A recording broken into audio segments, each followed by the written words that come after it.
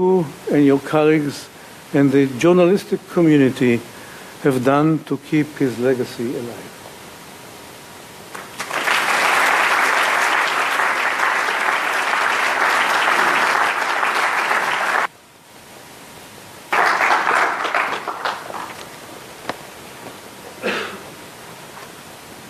Bret Stephens is the deputy editor of the editorial page of the Wall Street Journal. He writes Global View, the journal's foreign affairs column, for which he won the Pulitzer Prize for commentary in 2013. Bret joined the journal in 1998 as an op-ed editor, moved to Brussels the following year, wrote editorials and edited a column on the EU. He left the paper in January 2002 to become editor-in-chief of the Jerusalem Post. He returned to the journal in 2004 and has reported stories from around the globe since. His other awards include a South Asian Journalists Association Prize for his coverage of the Kashmir earthquake in 2006, the Brindle Prize for Excellence in Opinion Journalism in 2008, the Bastiat Prize for his columns on economics in 2010, and the University of Chicago's Professional Achievement Award in 2014.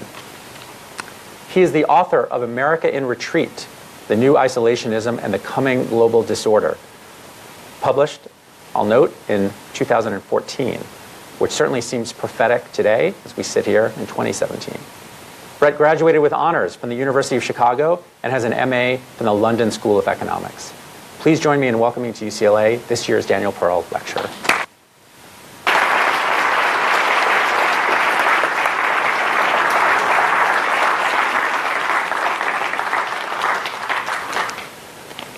Prefatory remark, I'm in the coming off of a cough, but I'm prepared.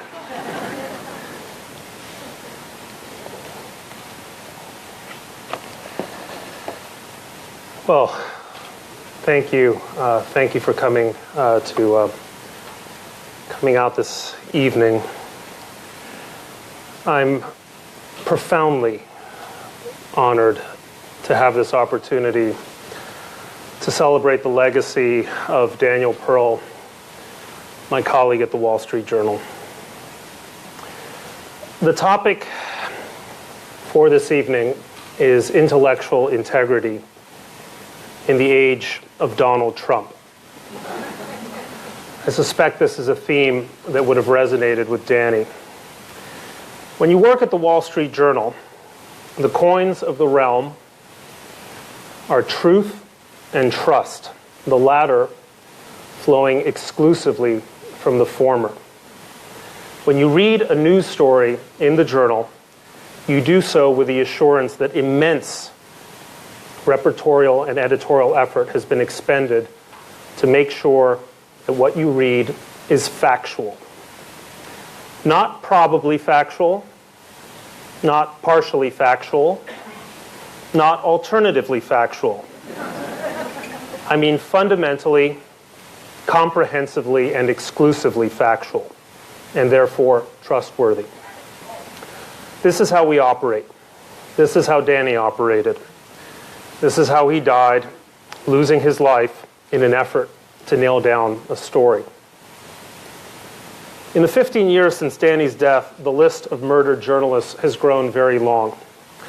Paul Klebnikov and Anna Politkovskaya in Russia, Sattar Beheshti and Zahra Kazemi in Iran, Jim Foley and Steve Sotloff in Syria, 5 journalists in Turkey, 26 journalists in Mexico, 110 journalists in Iraq. When we honor Danny, we honor them too. And we do more than that.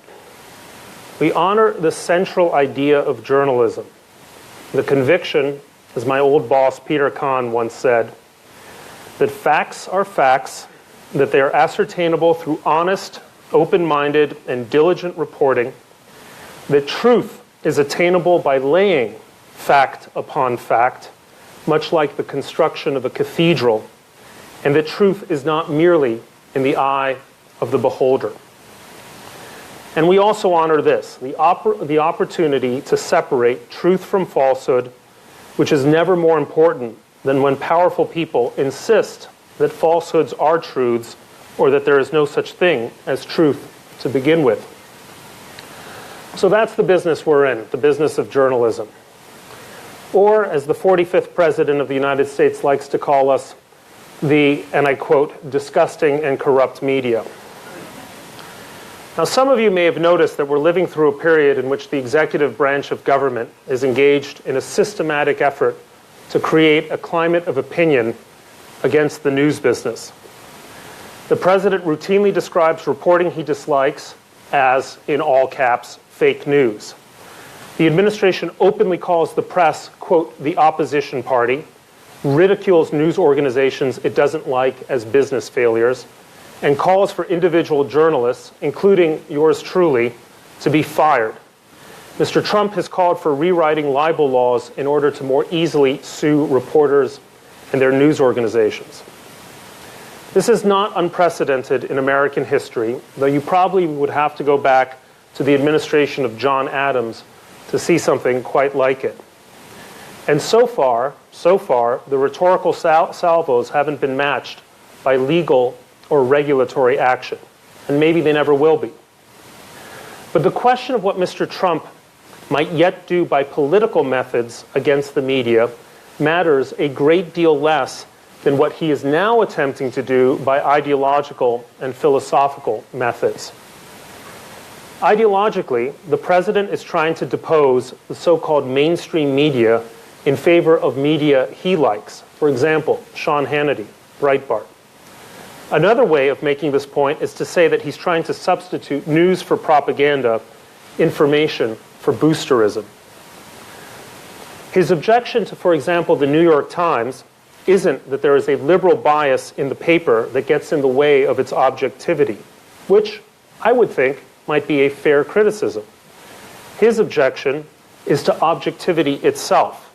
He's perfectly happy for the media to be disgusting and corrupt so long as it's on his side. But again, that's not all that the president is attempting to do. Consider this recent exchange that he had with Bill O'Reilly. O'Reilly asks, and I quote, "Is there any validity to the criticism of you that you say things that you can't back up factually, and as the president you say there are 3 million illegal aliens who voted and you don't have the data to back that up? Some people are going to say that it's irresponsible for the president to say that." It's O'Reilly. To which the president replies, "Many people have come out and said I'm right. Many people also say that Jim Morrison faked his own death. Many people insist that Barack Obama was born in Kenya. Many people say is what's known as an argumentum ad populum, and if we were a nation of logicians, we would dismiss that argument as dumb. We are not a nation of logicians." I think it's important not to dismiss the president's reply merely as dumb. We ought to assume that it's darkly brilliant, if not in intention, then certainly in effect. The president is responding to a claim of fact, not by denying the fact, but by denying the claim. Now, what he's doing is he isn't telling O'Reilly that he's got his facts wrong. He's saying that, as far as he is concerned, facts, as most of us in this room understand the term, don't matter. That they are indistinguishable from and interchangeable with opinion, and that a statement of fact needn't have any purchase against a man who is either sufficiently powerful to ignore them or sufficiently shameless to deny them, or in his case, both. If some of you in this room are students of political philosophy, you know where this argument originates. This is an adaptation of Thrasymachus' argument in Plato's Republic that justice is the advantage of the stronger, and that injustice, and I quote, "if it is on a large enough scale, is stronger, freer, and more masterly than justice."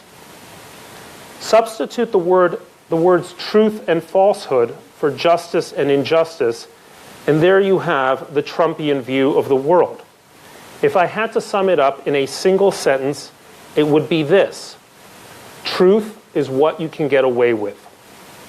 If you can sell condos by claiming your building is 90% occupied, when it's only 20% occupied, well then, it's 90% occupied.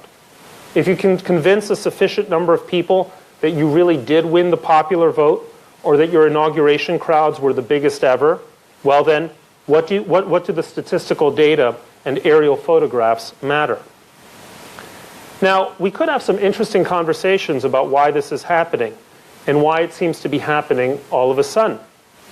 Today, we have disintermediating technologies like Twitter, which have cut out the media as the middleman. Today, just 17% of adults aged 18 to 24 read a newspaper daily, down from 42% at the turn of the century, just 17 years ago. Today, there are fewer than 33,000 full-time newsroom employees, a drop from 55,000 just 20 years ago. When Trump attacks us in the media, in the news media, he is kicking a wounded animal. But the most interesting conversation is not about why Trump lies.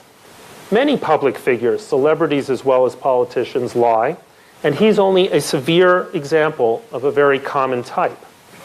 The interesting question concerns how we come to accept those lies. Now, nearly 25 years ago, Daniel Patrick Moynihan, the great scholar and Democratic senator from New York, coined the phrase, defining deviancy down. His topic at the time was crime and how American society has come to accept ever-increasing rates of violent crime as normal. This is what he said. We have been redefining deviancy so as to exempt much conduct previously stigmatized and also quietly raising the, quote, normal level in categories where behavior is now abnormal by any earlier standard. Now, you can point to all sorts of ways in which this redefinition of deviancy has also been the story of our politics over the past 30 years, a story with a fully bipartisan set of villains. I personally think we crossed a Rubicon in the Clinton years when three things happened. We decided that some types of presidential lies didn't matter. We concluded that character was an overrated consideration when it came to judging a president. And we allowed the lines between political culture and celebrity culture to become completely blurred. But whatever else one might say about President Clinton, what we now have is the crack cocaine version of a similar situation. If a public figure tells a whopping lie once in his life, it will haunt him to his grave. If a public figure lies morning, noon, and night, it will become almost impossible to remember any one particular lie. Outrage will fall victim to its own ubiquity. It's the same truth contained in Stalin's famous remark that the death of one man is a tragedy, but the death of a million is a statistic. One of the most interesting phenomena during the presidential campaign was waiting for Trump to say that one thing that would surely break the back of his candidacy. Would it be his slander against Mexican immigrants as rapists and criminals?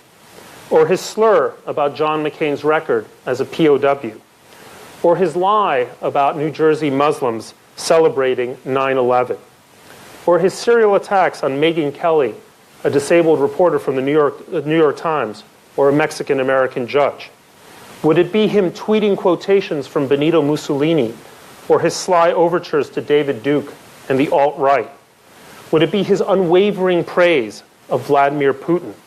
Would it be his refusal to release his tax returns, or the fraud that seems to be perpetrated on the saps who signed up for his Trump U courses? Would it be the transcript or the audio transcript of his conversation on that bus with Billy Bush? None of this, it turned out, made the slightest difference. On the contrary, it may have helped him. Some people become desensitized by the never-ending assaults on what was once quaintly known as human decency. Others seemed to positively admire the comments as refreshing examples of personal authenticity and political incorrectness. Shameless rhetoric will always find a receptive audience with shameless people. Donald Trump's Donald Trump's was the greatest political striptease act in U.S. political history. The dirtier he got, the more skin he showed, the more his core supporters seemed to like it. Abraham Lincoln, in his first inaugural address, called on Americans to summon the better angels of our nature. Donald Trump's candidacy, and so far his presidency, has been Lincoln's exhortation in reverse. Here's a simple truth about a politics of dishonesty, insult, and scandal. It's entertaining. Politics, as we've had it most of my life, has, with very few exceptions, been distant and dull. Now it's all that we can talk about. If you like Trump, his presence in the White House is a daily extravaganza of sticking it to pompous elites and querulous reporters. If you hate Trump, you wake up every day with some fresh outrage to turn over in your head and text your friends about.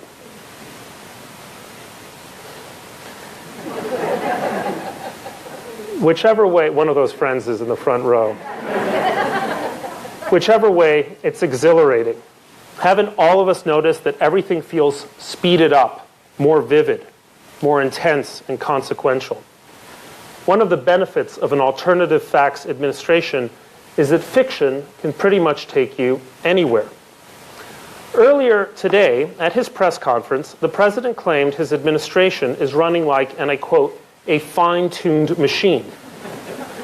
In actual fact, he just lost his labor secretary nominee, his national security advisor was forced out in disgraceful circumstances, and the intelligence community is refusing to fully brief the president for fear he might compromise sources and methods. But who cares? Since when in Washington has there been a presidential press conference like that? Since when has the denial of reality been taken to such an extreme? At some point, it becomes increasingly easy for people to mistake the reality of the performance for reality itself. If Trump can get through a press conference like that without showing a hint of embarrassment, remorse, or misgiving, well then, that becomes a new basis on which the president can now be judged. To tell a lie is wrong, but to tell a lie with a plum, that takes some kind of skill. Ultimately, Trump's press conferences will be judged not on some kind of Olympic point system, but on whether he, quote, won, which is to say, whether he brazened his way through it. And the answer to that is almost certainly yes. So far I've offered you three ideas about how it is that we've come to accept the president's behavior. The first is that we normalize it, simply by becoming inured to constant repetition of the same behavior. The second is that at some level it excites and entertains us. By putting aside our usual moral filters, the ones that tell us that truth matters, that upright conduct matters, that things ought to be done in a certain way, we have been given tickets to this spectacle in which all you want to do is watch and watch. And the third thing is that we adopt new metrics of judgment in which politics become more about perceptions than performance, of how a given action is perceived as being perceived. If a reporter for the New York Times says that Trump's press conference probably plays well in Peoria, as Maggie Haberman did earlier today, then it increases the chances that it will play well in Peoria. Let me add one fourth point here, and that's our tendency to rationalize. One of the more fascinating aspects of last year's presidential campaign was the rise of a class of pundits I call the Trump explainers. For instance, Trump would give a speech or offer an answer in a debate that amounted to a little more than a word jumble.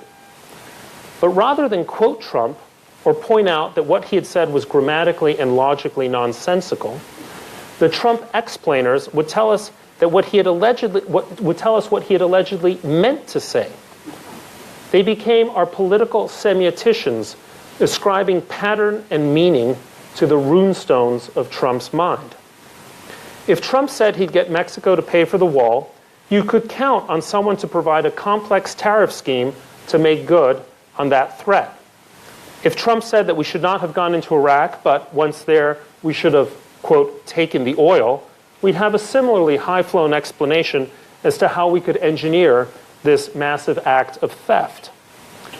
A year ago, when he was trying to explain his idea of a foreign policy to the New York Times' David Sanger, the reporter asked him whether his views didn't amount to a kind of America First policy, a reference to the isolationist and often anti-Semitic America First Committee that tried to prevent U.S. entry into World War II. Trump clearly had never heard of the group, but he liked the phrase and he made it his own. And that's how we got the return of America First. More recently, I came across this headline in the conservative Washington Times newspaper. This is the headline: How Trump's quote-unquote disarray may be merely a strategy, which was a column by Wes Pruden, the paper's former editor-in-chief. In his view, the president's first supposedly, seemingly disastrous month in office is in fact evidence of a refreshing openness on the president's part to dissent, which, the writer added, is reminiscent of the cabinets of George Washington and Abraham Lincoln. Sure. Overall, the process is one in which explanation becomes rationalization, which in turn becomes justification. Trump says X. What he really means is Y. And while you might not like that, he's giving voice to the angers and anxieties of Z, who, by the way, you're not allowed to question or criticize because anxiety and anger are their own justifications these days. Watching this process unfold has been particularly painful for me as a conservative columnist. I find myself in the awkward position of having recently become popular among some of my liberal peers precisely because I have not changed my opinions about anything. By contrast, I've become suddenly unpopular among some of my former fans on the right, again, because I've simply stuck to my views. It is almost amusing to be accused of suffering from something called Trump derangement syndrome. This is a term of abuse on the right, if you're not aware of it. Simply because I feel an obligation to raise my voice against, for example, the president suggesting moral equivalency between the United States and Vladimir Putin's Russia, as he did the other night on O'Reilly. The most painful aspect of this has been to watch people I once considered thoughtful and principled conservatives give themselves over to a species of illiberal politics from which I once thought they were immune. In his 1953 masterpiece, The Captive Mind, the Polish poet and dissident Czesław Miłosz analyzed the psychological and intellectual pathways through which some of his former colleagues in Poland's post-war communist regime allowed themselves to be converted into ardent Stalinists. In none of the cases that Miłosz analyzed was coercion the main reason for their conversion. They wanted to believe. They were willing to adapt. They thought they could do more good from the inside. They convinced themselves that their former principles didn't fit with the march of history, or that to hold fast to one's belief was a sign of priggishness and pig-headedness. They felt that to reject the new order of things was to relegate themselves to irrelevance and political oblivion. They mocked their former friends who refused to join the new order as morally vain reactionaries. They convinced themselves that, brutal and capricious as Stalinism might be, it couldn't possibly be worse than the exploitative capitalism of the West. I fear we are witnessing a similar process unfold among many conservative intellectuals on the right.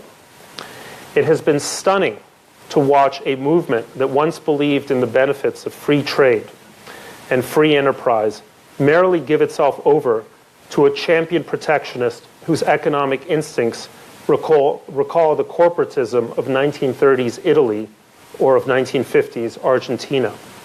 It is no less stunning to watch people who once mocked Obama for being too soft on Russia suddenly discover the virtues of Trump's pragmatism on exactly the same subject.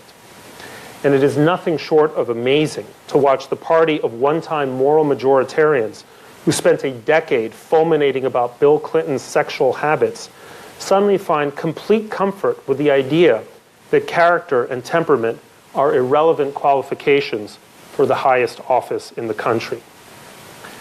The mental pathways by which the new Trumpian conservatives have made their peace with their new political master aren't so different from Miloš's former colleagues.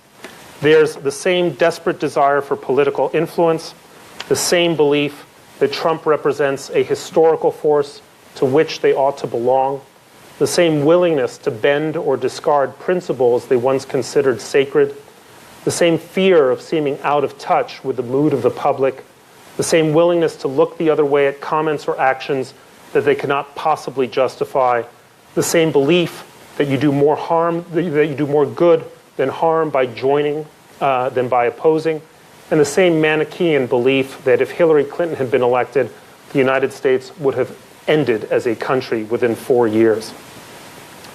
This is supposed to be the road of pragmatism, of making lemonade from lemons. I would counter that it's the road of ignominy, of hitching a ride with a drunk driver. So then, this is the subject that brings me here today, maintaining intellectual integrity in the age of Trump. When Judea wrote me last summer to ask if I'd be this year's speaker, I got my copy of Danny's collected writings at home in the world, and I began to read him all over again. It brought back to me the fact that the reason we honor Danny's memory today isn't that he is a martyred journalist. It's that he was a great journalist. Let me show you what I mean. Here's something Danny wrote in February 2001, almost exactly a year before his death, from the site of an earthquake disaster in the town of Anjar in India. What is India's earthquake zone really like? It smells. It reeks. You can't imagine the odor of several hundred bodies decaying for 5 days as search teams pick away at slabs of crumbled buildings in this town. Even if you've never smelled it before, the brain knows what it is and orders you to get away. After a day, the nose gets stuffed up in self-defense, but the brain has registered the scent and picks it up in innocent places. Lip balm, sweet candy, stale breath, an airplane seat. What stands out for me in this passage is that it shows that Danny was a writer who observed with all of his senses. He saw, he listened, he smelled, he bore down, he reflected. He understood that what the reader had to know about Anjar wasn't a collection of statistics of how many people died, how and where. It was the visceral reality of a massive human tragedy. And he was able to express all this in language that was compact, unadorned, compelling, and deeply true. George Orwell wrote, "To see what is in front of one's nose needs a constant struggle." Danny saw what was in front of his nose. We each have our obligations to see what's in front of our noses, whether we're reporters, columnists, or anything else. This is the essence of intellectual integrity. Not to look around or beyond or away from the facts, but to look straight at them, to recognize and call them for what they are, nothing more or less. To believe in an epistemology that can distinguish between truth and falsity, facts and wishes. Facts. I'm going to speak loudly. I'm nearly done. Can you hear me? Facts and wishes. Evidence. It's back on? Okay. Evidence and opinions. To see things for what they are before we interpret them for what we would wish them to be. To defend the habits of mind and the institutions, above all a free press, fundamentally invested in preserving those habits of mind. To hold ourselves fast to a set of intellectual standards and moral convictions that won't waver or change, or won't waver in changes of fashion or tides of unfavorable opinion. To speak the truth, irrespective of what it might mean for the time being, for our personal popularity or our political influence. The legacy of Daniel Pearl is that he died for this. We are being asked to do much less. We have no excuse not to do it. Thank you very much.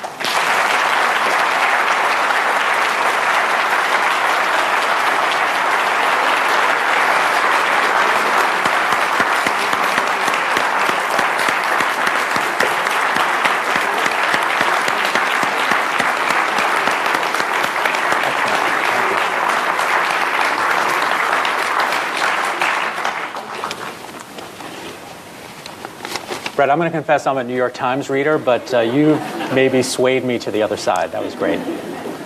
My wife is a music critic for the New York Times. It's got a terrific art section. They do other things okay. They're not bad. They're working their way up. So let me start. I want to ask you how far you will take that argument, which I found very compelling. So you focused on the president. I wholeheartedly agree with what you said. Let me ask you about, and we will turn to foreign affairs in a moment, but let me ask you about Mitch McConnell, Paul Ryan, others in the Republican Party, other conservatives. You talked about getting in the car with the drunk driver. Yep. And is that what you see them doing? And if so, how do you understand or explain that? Those words were carefully chosen. And I think that the GOP had an opportunity at various points in the campaign to realize that sometimes it's worth losing an election to maintain your honor. And what I fear has happened and will happen with every passing week of this administration is that honor will be compromised. People have long political memories. Jews certainly have long political memories. People will not forget for a long time, and especially, I mean, people who are younger in this audience, that when it given the choice, the Republican Party opted to make its standard bearer a man with this set of values and views. And, you know, in normal politics, the wheel turns. And I remember watching Bill Clinton say the year of big government's over in the mid-1990s. 15 years later, Obama was signing the Affordable Care Act. 1964, Barry Goldwater got destroyed. 16 years later, Ronald Reagan was elected. So political wheels turn, but political reputations don't turn quite so easily. And I think that the Republicans in Congress, I mean, I don't envy them. They're politicians, after all. I wouldn't envy any politician. Have done their party's brand, its reputation, its historical reputation, no favors. I mean, just think of the arc of, sorry to go on. We went from 77 years ago to Mr. Gorbachev, tear down this wall, to, and I quote, because he's now the president, I moved on her like a bitch. That's the arc of our party. Not good. One comparison that's sometimes drawn, and I don't want to equate these two, but just on this issue of arcs of parties or the longevity of a party. Here in California, you went back to the early 90s, Pete Wilson ran on a very strongly anti-immigrant stance for governor, won. Prop 187 was passed, and the Republican Party has never recovered. Yep. Do you see the same happening on a national level? And I fear it's going to happen. And listen, even to those of you who are liberals in this room, I think you want a politics in which there is a healthy, morally decent right-of-center party. I think you want a Republican Party that stands for opportunity, inclusion, aspiration, even if you have all kinds of fundamental differences on various policy and even moral questions. You want a Republican Party so that when the Republican is in charge, you don't feel a constant need to shower. And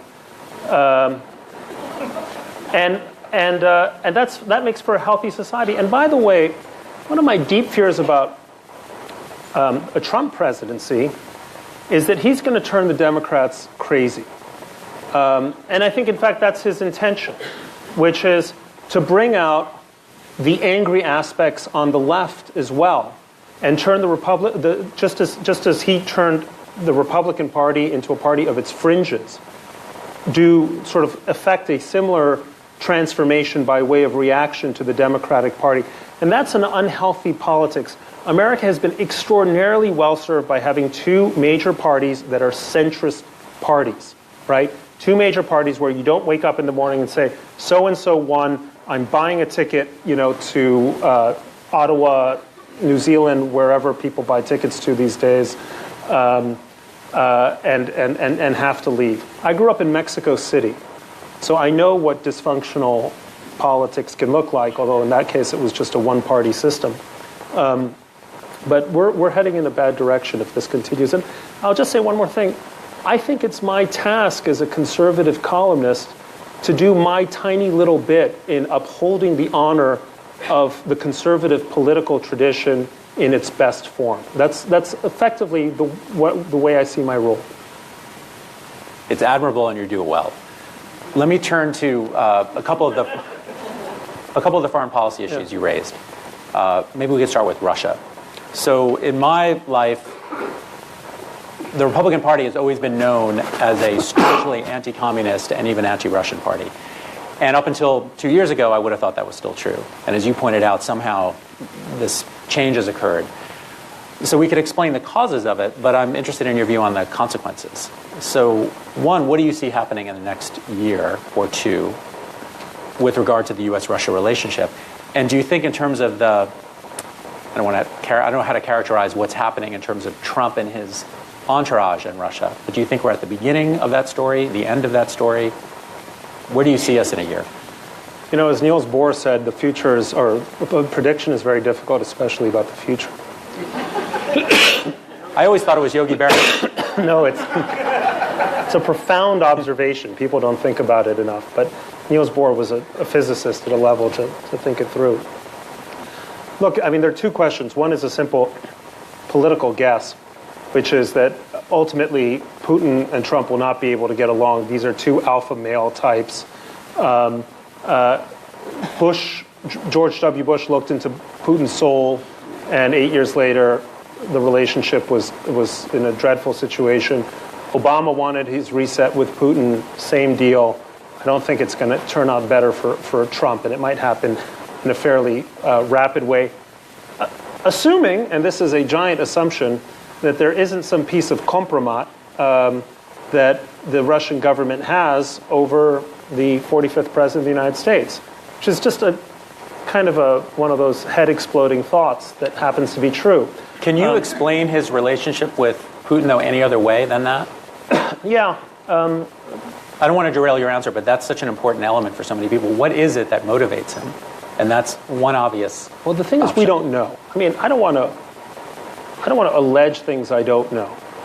There is enough information out there that is in the public sphere to raise questions about the nature of the relationship, and that those suspicions have not been helped by the president's adamant refusals, and by the way, lies, and I use this word lies deliberately, to disclose his tax returns and give us a full picture of his finances.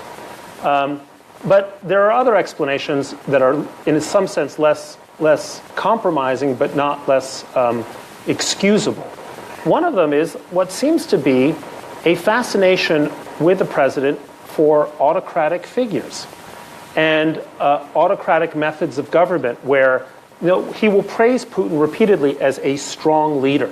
Putin, he will say, is a strong leader of his country. Now, Putin is a feared leader of his country because Putin rules by fear.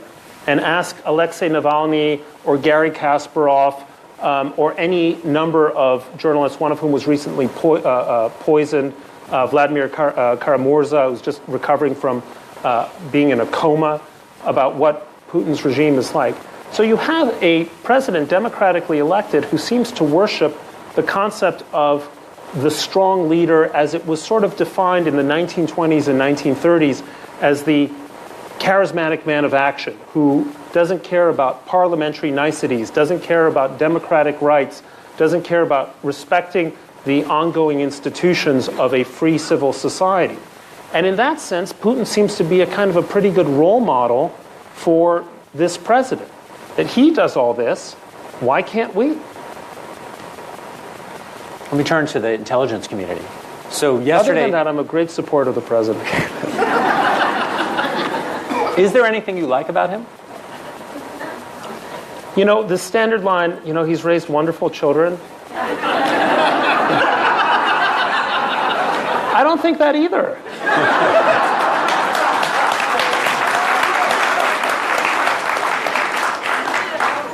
And it's not only that I'm not sure they're so wonderful, he didn't raise them. Do you have tenure at the Wall Street Journal? How does that I may not after today. Well, no, I think I'm all right. Look, I want this presidency to succeed. Let me put it this way. I genuinely want the presidency to succeed because now, like it or not, we're in this common boat. I don't want us hurtling towards a constitutional crisis between an intelligence community that thinks it can't trust the president with vital national secrets and a president who, on the one hand, is trying to exercise legitimate executive authority over departments of his government, but on the other hand, maybe wanting to exercise it for illegitimate means. But I think we all should want, you know, nothing would make me happier if someone staged, if Ivanka or whoever staged some giant intervention, said, Dad, calm down, your presidency is headed towards certain calamity.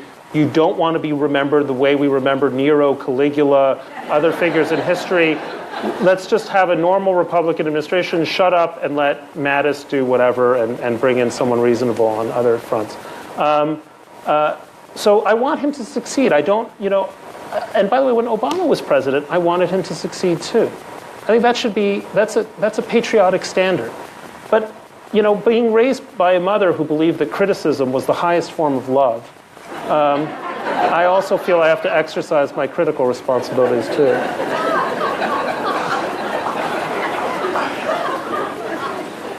So yesterday, the president met with Benjamin Netanyahu. Mm-hmm. And in a kind of, we talked about this a little bit in advance, but I know the audience will be interested in your take on this. So some have characterized this as overthrowing years of American policy towards Israel and towards the conflict. I don't think you necessarily share that view, but how do you see what's happening in that relationship? And what's the significance of the fact that he almost offhandedly announced his equivocation between one state, two state, whatever they want? Well, look, you know, I mean, there is an argument to be made, and it's a serious argument, that the two-state solution has kind of played itself out. I don't buy that argument. I think that at least in theory, a two-state solution ought to be the goal of policy. The problem is, I would also argue it's not currently realizable in practice. So how do you go about creating a set of circumstances by which you can manage your way until you get to the place you need to be, where, in my view, the Palestinians can demonstrate that they can exercise responsible, mature self-government in a way that doesn't threaten core national interests of Israel. So that's an argument. But I guess I wasn't so much bothered by two-state, one-state. It was that sinking feeling I had that he had no idea of what he was talking about.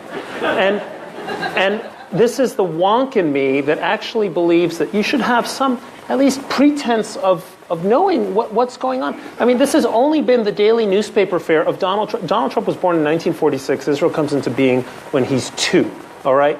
This has been on newspapers forever, all right?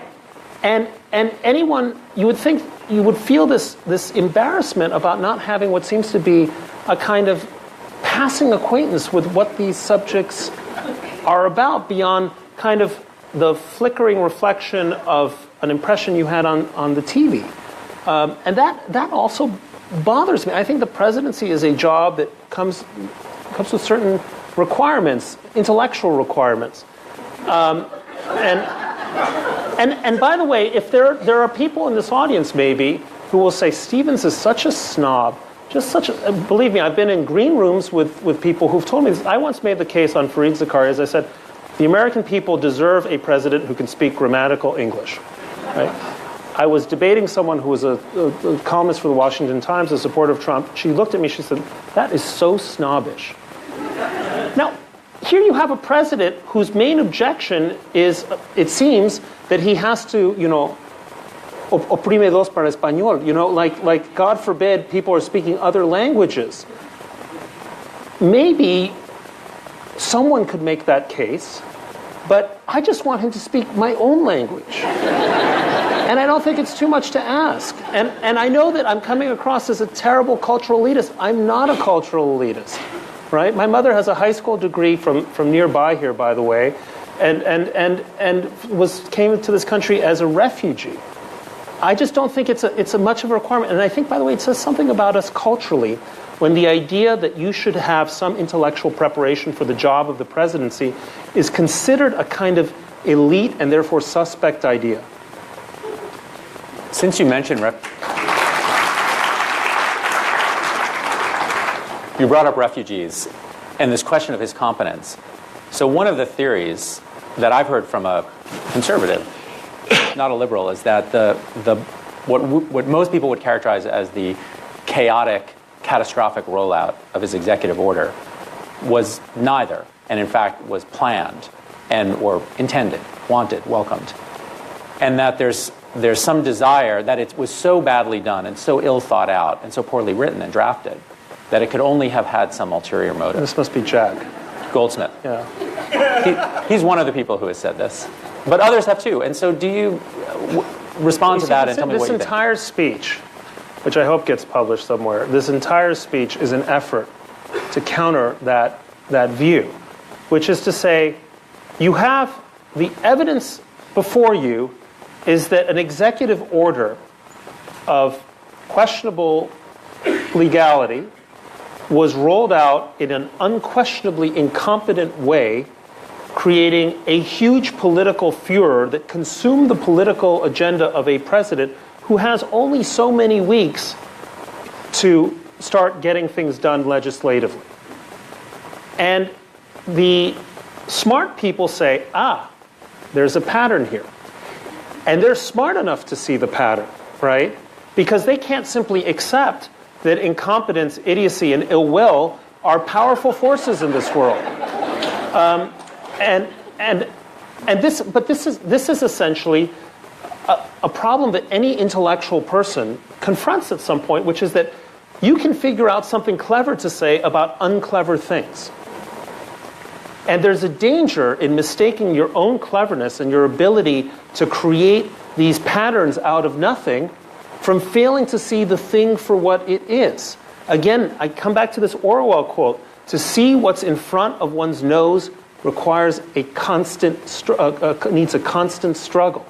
And that's what I'm trying to do. I mean, so I read that piece, and you must have talked to him about it, but this happens all the time. There's someone who's going to be smart enough to say, there's something to this. And by the way, that intellectual conceit is also its own desire for power. It's its own way of saying, I see through this, and here's what you really want to do, Mr. President. And by the way, I'll bet you that if Trump picks up on this 6 months from now, he'll say, yeah, it was all intentional. Throwing you off the scent.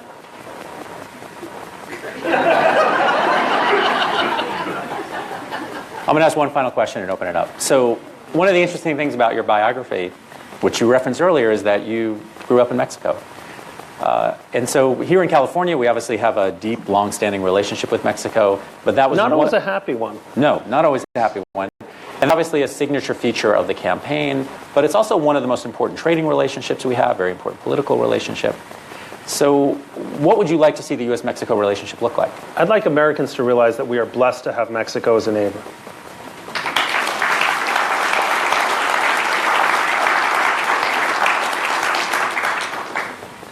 Mexico's a fantastic country. Its people are immensely talented. They have made incredible strides in the last 25 years in coming to a democracy where previously they had effectively a dictatorship, in trying to at least fight where they used to collude with the narco traffickers to improve the standards of living for their people, to turn Mexico from a poor country to a middle-income country. And now they are being spat in the face by this president. And it is, as Talleyrand once said, it is worse than a crime, it is a blunder. Mexico has had a succession of middle-of-the-road presidents who have pursued modern, sophisticated economic agendas. There is no reason why Mexico can't elect its own version of Hugo Chavez. None, and they might, because there's an election coming up in about 16 months or so.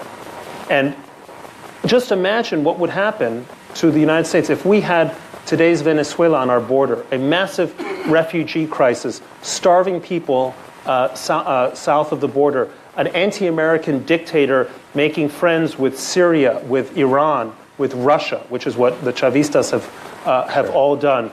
People in positions of power, the vice president of the country being indicted as narco traffickers, relationships with terrorist groups like the FARC. That's all possible. Mexico chose another path. So how do we reward them? By electing a man who says that their people are A, criminals, B, rapists, and O, there might be some good people, right? Threatening to build a wall and then have them pay for it through some kind of scheme. You know, Trump came to visit us at the editorial board of the Wall Street Journal. We said to him, you know, if you cut off NAFTA, if you build this wall, you know, you might immiserate Mexico and create terrible political conditions there. You know what he said? I don't care. I do not care. That's Mexico's problem. And that is a zero-sum mentality that serves America very well. We are part of a world. Do you mean well or poorly? Excuse me? You said it served us well. Do you mean poorly? Well, I forgot what preceded it. What I'm saying is we have lived in a world in which we have tried to enrich our neighbors. We have brought Western Europe up from despair after World War II through the Marshall Plan. We have helped transform South Korea into a first world economy. We turned Japan and Germany, the two most dangerous countries of the first half of the 20th century, into two of the most pacific and democratic countries. Extraordinary accomplishment. I mean, it's an extraordinary achievement. And we did all this through an internationalist foreign policy that rested on the belief that your gain could also be my gain, that it was not a zero-sum equation. And now we have a president who doesn't seem to get that. And I think that's a really dismaying thought. And I think one of the things, I mean, I look at all these flags on the wall, and they're all here, and they represent not just their own individual countries, they represent a country, this country, that wants to put all those flags on the wall, that wants students from each one of those countries here on the campus, and that understands that this campus is that much better because those flags are on these walls and those students are in this country. That's the kind of government I'd like. Should we take some questions? Sure. So I want to reserve the first question for a student in the audience. So let me see some student hands. Where do we have the microphones? Let's go right over here in the green jacket, blonde hair. Yes. Thank you. Where's the holes on you? Thank you. What advice would you give to someone who currently writes opinion articles for a student newspaper and who wants to pursue a career in journalism? It's a lovely question. Where are you? I can't see it. Oh, hi. First piece of advice. Writing is hard. If you think it's easy, you're doing it wrong. If you are not really suffering over your writing, if you're not aware of the fact that at every moment you're making choices, and those choices are significant, you're screwing up. So think of it as like these games, these Atari games. I don't know what this word Atari means to you, as someone your age. Where that's like cotton gin or something. With each successive, as you move along, the game ought to get harder. And I would really urge you to focus on writing. one of the things I look at our annual intake of summer interns at the editorial page, and I really don't look at, I kind of look at the resumes. What I first look at is the cover letter. If someone can write a decent cover letter, I'm going to be interested in them because it's actually an original piece of work, and it's very hard to sell yourself without saying, I'm an extraordinary asset to every person's news organization. So that's number one. Number two, there's no substitute for knowledge, and in the realm of knowledge, there's no substitute for facts. And it's not good enough to say, hey, I could look that up at any time. Because if you don't know where the dots are, you won't know how to connect them. So have an idea of where those dots are. I meet these students who come to see me. I interview them. They're super smart. They have obviously high IQs. Is the term IQ permissible? Whatever that means. In this room, it's okay. But you'll ask them basic information, and they'll have no idea. So read up on your history. Extend your sense of literature. Read great literature. Read great novelists. Just be broad. And that, I think, will improve. That will set you on your way to being a really interesting journalist. When I look at Danny's writing here, it's just the breadth of the guy is so amazing. From music to foreign affairs to his interest in Islamic cultures, he was just sucking in the world. And that's what you ought to be doing. I think that's how you become a great journalist. Okay, let's, in the striped shirt right there, yes. Right here, yes, thank you. It's coming the other way. Thanks for coming out today. You finished your speech by saying that we should see things for what they really are before we see them for what we want them to be. So I think many of us see Trump going after journalists and attacking them and their credibility as a just Trump kind of thing. But there was a piece in the New York Times by Pulitzer Prize-winning reporter James Risen that talked about... I'm not impressed. Okay. I just wanted to show you that he has some credibility. And he wrote about how Obama has prosecuted more journalists than all the previous administrations before him, using the Espionage Act, and his attorney general has made it easier to go after reporters. And I was wondering if you think Obama has set any precedent for what Trump does today. James Risen was one of those journalists he went after, and Obama's use of the Espionage Act, in my view, was abusive.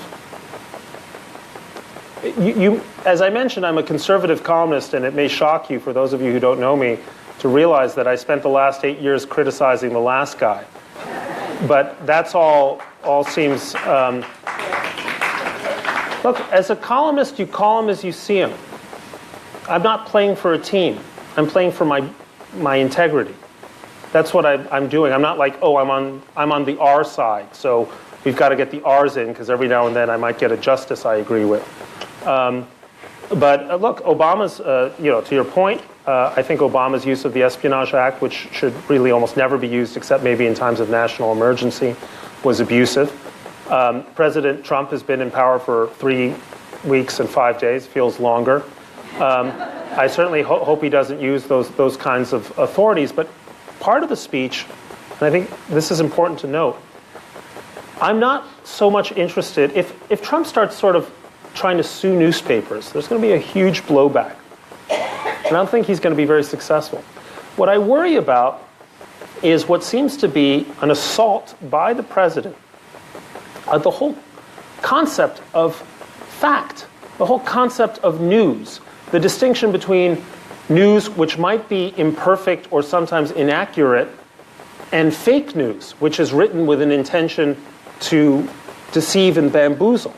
And so, in a sense, my concern, this sounds weird, but my concerns are less political than they are philosophical. I was saying in your class earlier, it's kind of a paradox of the Trump presidency that the arguably the least well-read and intellectually curious president we've ever had has, through coming to office, raised the most serious philosophical issues that the United States has ever had to confront, because suddenly we're having conversations about the nature of liberalism itself suddenly we're having conversations about the nature of the regime. And we're raising questions that we thought had been essentially settled back in 1787, if not in 1865, right? I mean, he has re-raised the question of birthright citizenship, which is the 14th Amendment to the United States. The Republican Party ran on a platform in 2016 to rewrite the 14th Amendment.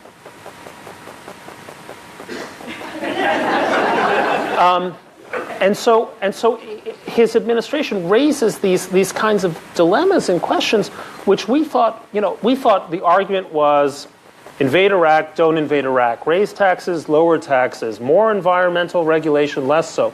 All that happens within the ambit of normal liberal debate, right? And I mean liberal in the classic sense, liberal democratic debate. All of a sudden we have these other questions like the deep state. And is there a deep state, and is it against the president? Or is he against them? That's extraordinary. So I've gotten a bit afield from your question, but I guess my point is, whatever Trump does on a legal basis, what I'm more worried about is what he's doing on a cultural, ideological, and philosophical basis.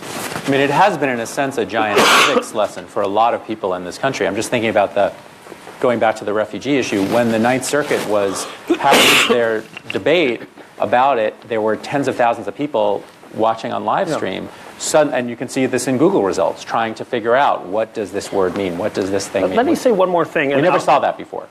Because I've made the liberals in this audience too comfortable. The left is also responsible for this.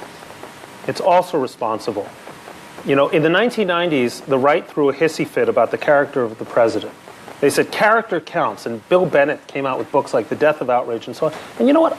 There's a lot of truth to that. Character really does count.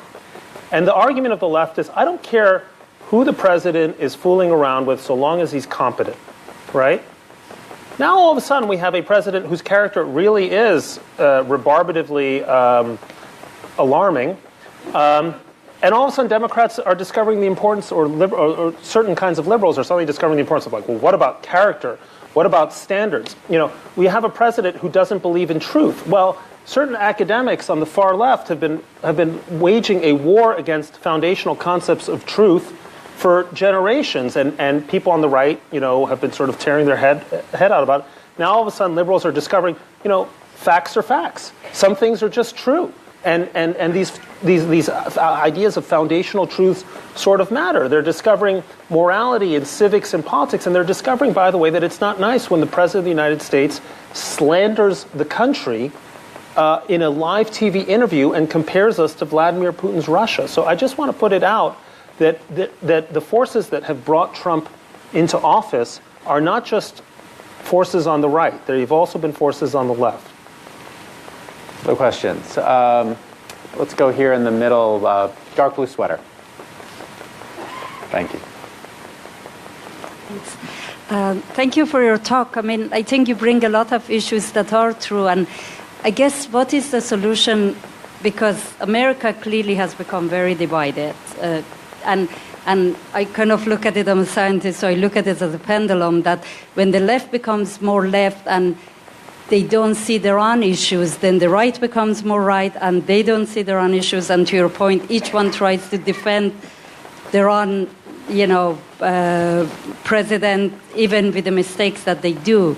So how do we get around this? Because clearly during Obama there were many mistakes that were done, and you know, maybe you criticized some of that, but most people didn't, and especially when it came to foreign policy about Israel, about Iran, about Syria.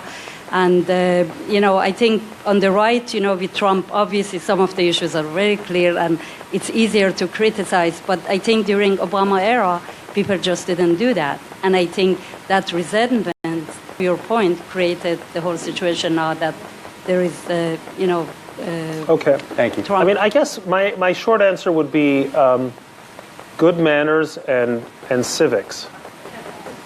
And I mean that in that, you know, a friend of mine and I, who I've known since college, have been arguing about politics forever, until recently, when suddenly we find ourselves in agreement all the time. And I never let, and he never let, our political differences ever get in the way of our enjoyment of each other. And I know that now it's particularly hard, but that's a virtue people ought to make an effort to cultivate. Not every Trump supporter supports everything he does. There are plenty of Trump supporters who did this when they voted for him. You know, you look, I was just in Ohio the other day, driving through towns that have been decimated by one economic catastrophe or opioid catastrophe after another. And so it requires an act of empathy that I think is particularly important to have. And that doesn't mean we pull our punches. You just heard my speech. I think I pulled no punches, right? It doesn't mean we don't argue with vigor and conviction. But it does mean we reserve the sense that who we are as political animals isn't all of who we are. In fact, it's only a fraction of who we are. And that's I think the essence of civics. And the other thing is about manners and about ascribing motives. And I think we have to be careful about that. So I think that's how, you know, I come back to this Lincolnian phrase, the better angels of our nature. You know, one of the things that I found so distressing about Trump's candidacy is he seemed to me to be appealing to the prurience of his supporters, the desire to shock, the anger, the simmering resentments that some of them previously probably didn't even know they had until suddenly they discovered that they were actually a member of a besieged, I don't know, white working class that had been shafted by the globalists, of whom they seem to have been unaware until March of 2016. And so it's been, and you know, in political life, there are political leaders who do that, who bring out what is base and ugly in people. And so some part of the effort has to be about bringing out what is somewhat nobler in people. I think the second thing is, I think the news media, the serious news media, is really in a fight for its life. I mean, just read those depressing stories about ad revenue and circulation declines in papers throughout, in news organizations throughout the country. And part of this is kind of secular economic forces and cultural forces that are hard to manage. Part of this is the way the media itself has pursued stories. You know, I don't report to him, but the paper's Jerry Baker, the Wall Street Journal's Jerry Baker, was recently attacked because he said, you know, I prefer the word falsehood to lie, because lie suggests knowing deception, and falsehood just says this is wrong. Reader, you know, make up your mind about it. I happen to think Jerry is 100% right in being careful about too easily bandying about the word lie. And so that's part of the responsibility of journalism that I think the Wall Street Journal is trying to stick to, that, again, makes us a trustworthy organization. Bret, thank you so much for coming out today. Really appreciate it.